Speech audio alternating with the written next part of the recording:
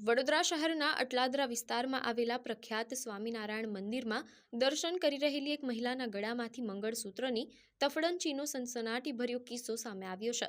મંદિરમાં ભક્તિભાવપૂર્વક દર્શન કરી રહેલી મહિલાની નજર ચૂકવીને એક સાતીર મહિલા ગેંગે તેના ગળામાંથી સોનાનું કિંમતી મંગળસૂત્ર આંચકી લીધું હતું અને પલકારામાં ગાયબ થઈ ગઈ હતી। આ સમગ્ર ચોરીની ઘટના મંદિરના સીસીટીવી કેમેરામાં કેદ થઈ ગઈ હતી। ઘટનાની જાણ થતાં જ અટલાદરા પોલીસ તાત્કાલિક એક્શનમાં આવી હતી। પોલીસે સીસીટીવી ફૂટેજના ઝીણવટભર્યા નિરીક્ષણ અને હ્યુમન ઇન્ટેલિજન્સના આધારે ગણતરીના કલાકોમાં જ આ ચોરીનો ભેદ ઉકેલી નાખ્યો છે। પોલીસે આ ગુનામાં અમદાવાદની કુખ્યાત દેવીપૂજક ગેંગની બે મહિલાઓ સુભદ્રા ઉર્ફ શોભા દંતાણી અને જ્યોતિ દંતાણીની ધરપકડ કરી લીધી છે।